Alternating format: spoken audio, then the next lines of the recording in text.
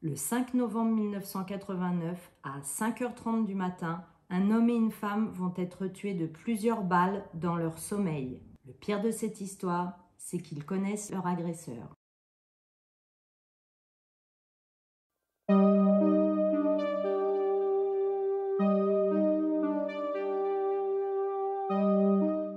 Bonjour, bienvenue pour un nouveau format, des enquêtes criminelles.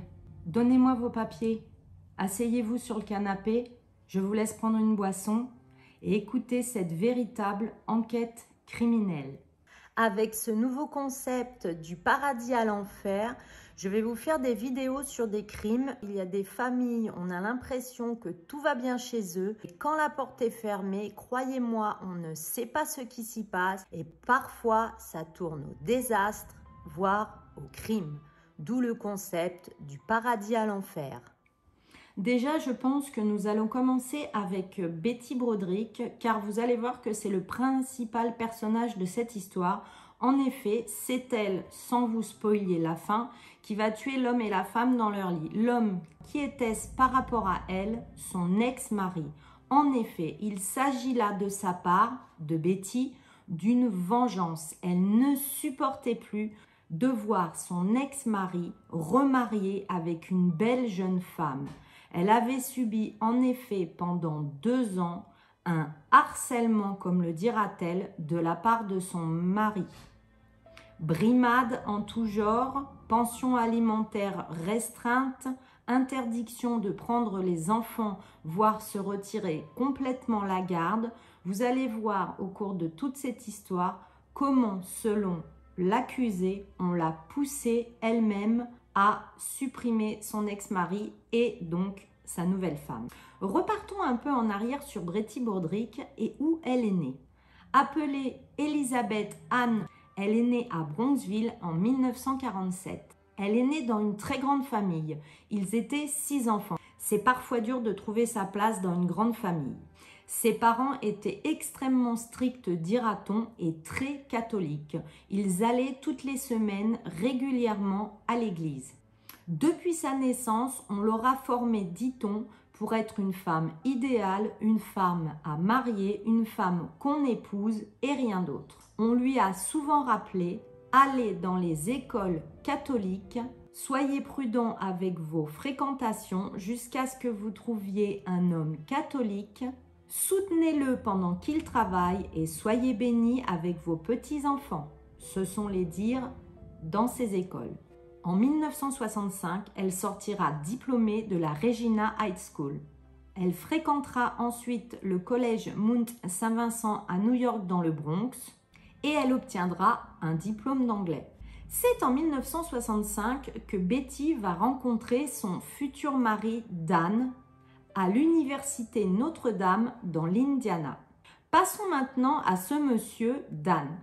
Il est né à Pittsburgh et il est le fils aîné d'une très grande famille, lui aussi irlandaise.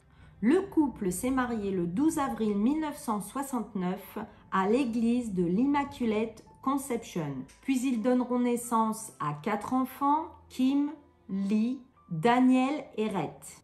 Mais revenons à la naissance de leur premier enfant, Kim.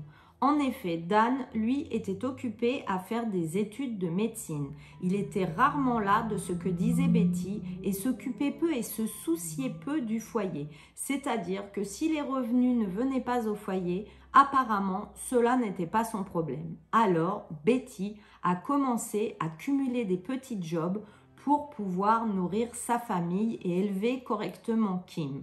Elle devient alors, entre guillemets, soutien de famille, comme on dit. Dan, lui, continue à fréquenter son école grâce à un prêt étudiant.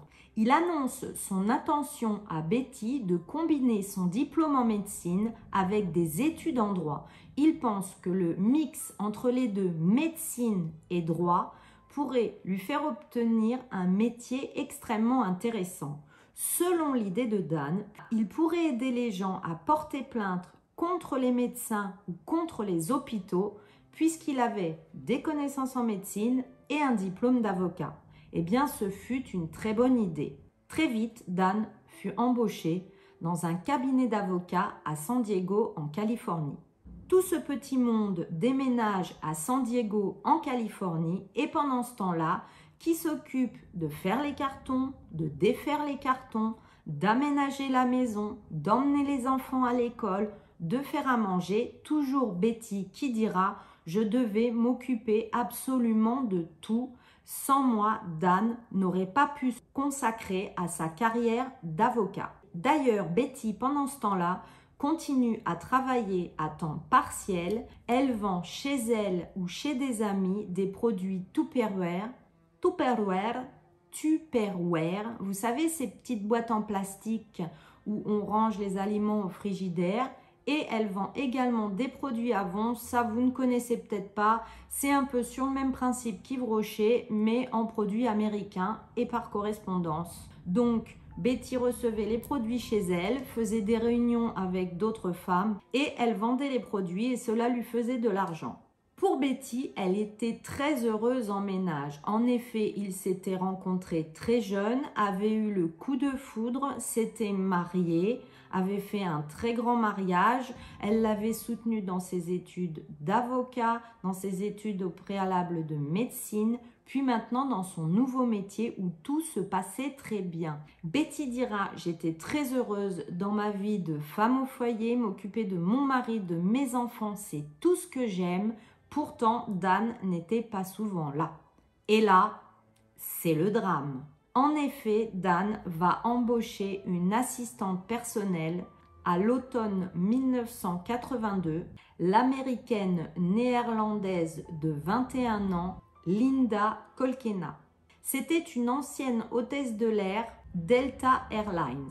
Embauchée comme assistante juridique de Dan en 1982, très vite, dès 1983, sa femme, Betty Broderick, soupçonnait son mari d'avoir une liaison avec son assistante. Bien sûr, vous vous en doutez, Dan, lui, niera toujours les faits. Il dira à sa femme qu'elle est folle, qu'elle se trompe, que c'est une zinzin. Pourquoi vas-tu toujours chercher les problèmes? Arrête de te rendre dingue, tu te rends malade pour rien. Tu veux nous pourrir la vie et j'en passe et des meilleurs. Alors qu'effectivement, il entretenait une liaison avec Linda. Puis Dan va dire à Betty qu'il lui faut de l'air, de l'espace et il va emménager dans une autre maison sans elle et les enfants.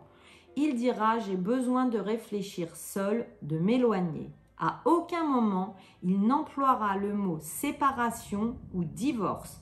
Il a dit à Betty « Ne t'inquiète pas, je prends un petit peu de distance, j'ai besoin de réfléchir. » Bah écoutez, elle, Betty, elle trouve ça bizarre. Elle a bien demandé à son mari s'il la quittait. Lui a dit que non, qu'il avait juste besoin de réfléchir.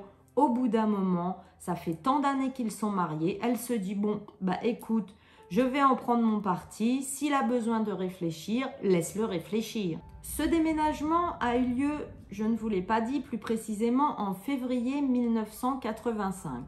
Dès lors, Betty, qui ne voit pas son mari revenir après de longues semaines et de longs mois, va déposer un à un, quand Dan ne sera pas chez lui, les enfants devant chez lui sur le perron.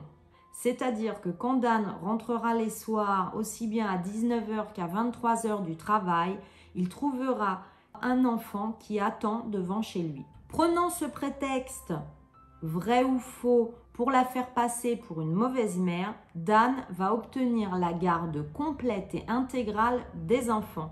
C'est-à-dire que, faisons un point, Betty n'a plus son mari, il est dans une autre maison. Elle, Betty, vit seule dans une maison. Et puis maintenant, elle n'a plus ses enfants, même pas le week-end. C'est-à-dire qu'en l'espace de 6 mois à 1 an, après des années de vie commune heureuse, car je le répète, selon Betty, elle avait une vie heureuse avec son mari, elle se retrouve sans mari, sans enfant, seule dans une maison. Et n'oublions pas, elle sait qu'il sort avec son assistante juridique Linda. Important.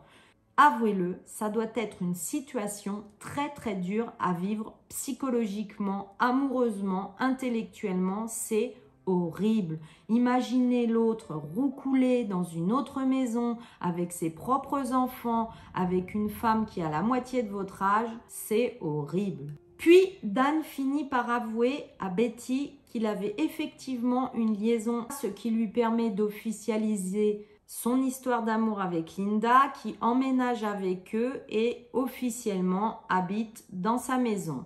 Dan va alors officiellement déposer une demande de divorce. Il ne le dira même pas à sa femme. Elle recevra un jour quelqu'un qui sonne à sa porte et lui tendra les papiers du divorce sans même s'y attendre. Cette affaire deviendra tristement célèbre, Broderick contre Broderick, comme l'une des affaires de divorce les plus connues des États-Unis.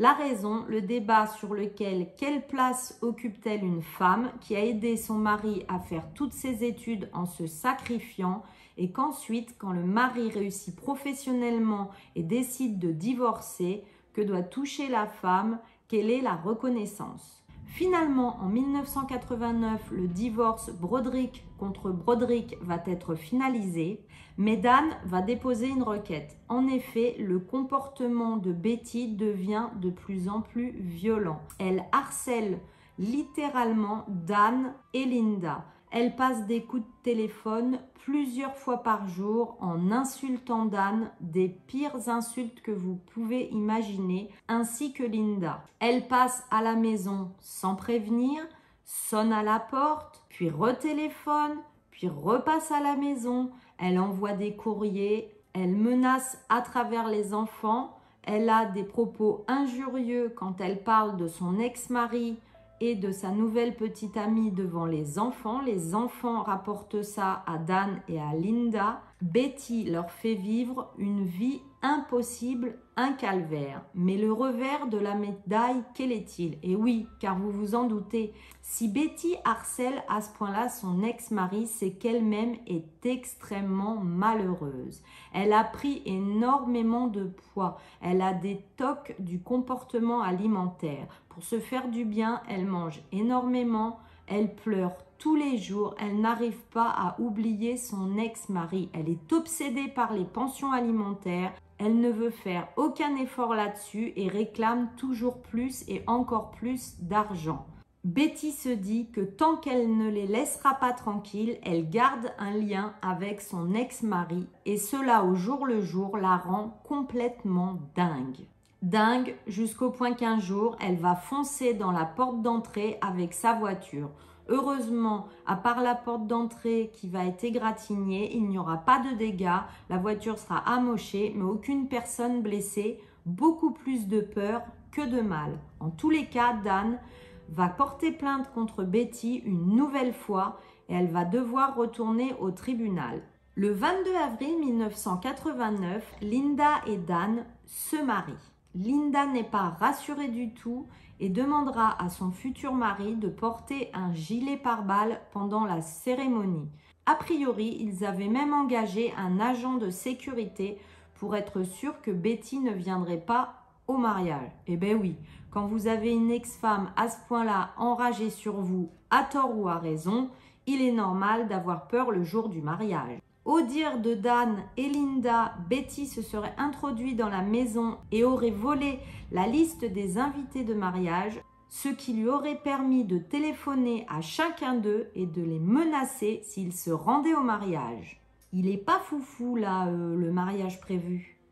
Au dire de Betty, elle, pendant ce temps-là, elle aurait reçu des courriers envoyés par Linda lui découpant des pubs dans les magazines de crème amincissante ou de crème anti-rides pour le visage. Genre, elle se moque, elle est vieille, elle est grosse. Ce qu'il faut savoir, c'est qu'un mois avant le mariage, Betty avait acheté un revolver. Ça sent pas bon. Betty, 8 mois après avoir acheté un revolver et 7 mois après le mariage, s'est rendue chez Dan et Linda. Elle avait volé les clés à sa fille. Le 5 novembre 1989, elle a monté les escaliers et rentré dans la chambre. Elle aurait tiré plusieurs balles sur Linda.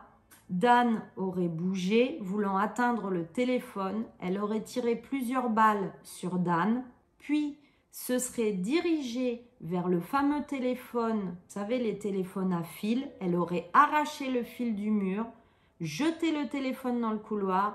Dan aurait été alors toujours de ce monde, elle aurait tiré à nouveau Et malheureusement, Dan et Linda sont éliminés par Betty. Dan aurait eu 45 ans 17 jours plus tard. Linda avait 28 ans. Comme je vous l'ai dit, lors du procès, des preuves ont été avancées comme quoi Betty avait retiré le téléphone pendant l'acte pour pas qu'il ne puisse appeler les secours. Et d'autres preuves ont été avancées pendant le procès comme quoi Dan ne serait pas mort tout de suite. En effet, Betty lui aurait parlé entre les 2 tirs. Revenons à la nuit à 5h30. Donc, Betty élimine son ex-mari et sa nouvelle femme. Elle redescend les escaliers. Elle aurait téléphoné à plusieurs personnes, dont ses filles. Puis, au bout de plusieurs heures, se serait rendue d'elle-même à la police. Elle n'a jamais nié, même au procès, avoir tiré elle-même au nombre de 5 fois. Sa défense pendant le procès sera qu'elle ne voulait pas y aller dans une intention de nuire, mais seulement qu'elle avait pris le pistolet pour leur faire peur. Dit-elle, je voulais m'expliquer, je voulais en finir une fois pour toutes et que nous ayons une bonne discussion. Je m'étais dit que s'ils ne m'écoutaient pas, je sortirais le pistolet pour leur faire peur et là, ils m'écouteraient jusqu'au bout. Elle jure que son crime n'était pas du tout prémédité. Il y aura eu 2 procès. Un premier procès où elle aura été jugée beaucoup plus légèrement, mais malheureusement, il y a eu un deuxième procès. Linda et Dan ont été enterrés ensemble côte à côte au cimetière à San Diego. Revenons sur les 2 procès. Le premier aura été annulé par le juge parce que les jurés n'arrivaient pas à se mettre vraiment d'accord et que l'on n'arrivait pas à décider s'il y avait intention de tuer ou pas. Le deuxième procès fut essentiellement une rediffusion du premier procès, mais cette deuxième fois, Broderick a été condamné à 2 peines successives de 15 ans à perpétuité plus 2 ans, mais là, c'est pour usage illégal d'armes à feu. Elle a donc eu le maximum prévu par la loi. À savoir, depuis ce jour, elle est incarcérée, elle est encore vivante et n'a pas commis d'autres meurtres. Elle est en Californie, à l'Institution for Women Prison. À ce jour, elle n'a toujours manifesté aucun remords. Elle dit même dormir beaucoup mieux. Ce que l'on retiendra de cette histoire, c'est que du paradis à l'enfer, il n'y a qu'un pas. En effet, Betty Broderick était heureuse en ménage avec son mari. Apparemment, elle était très caractérielle. Il faut se méfier des apparences, car une fois la porte fermée, lui, son mari ne la supportait plus. Il a mis longtemps à la quitter, car il connaissait son caractère. Il a rencontré une autre femme. Puis, je crois que pour Betty Broderick, ce fut le combat de sa vie. Ne jamais rien lâcher, ne jamais lâcher son mari. Mais malheureusement, et bien malgré elle, il s'est remarié et c'est là, je pense, qu'elle a totalement sombré dans la folie et que pour trouver la paix, il ne lui restait plus qu'une seule solution, les éliminer. Et voilà, c'est un nouveau format du paradis à l'enfer avec l'idée que quand la porte est fermée, on ne sait pas ce qui se passe dans certaines familles. Dites-moi si vous avez aimé cette enquête. Sachez que ce qui m'a inspiré, c'est que cette enquête passe actuellement dans Betty Broderick, Dirty John sur Netflix. Je vous mettrai le lien en barre d'infos et qu'il existe également un téléfilm. Je vous mettrai également le nom en barre d'infos. Voilà, bye bye!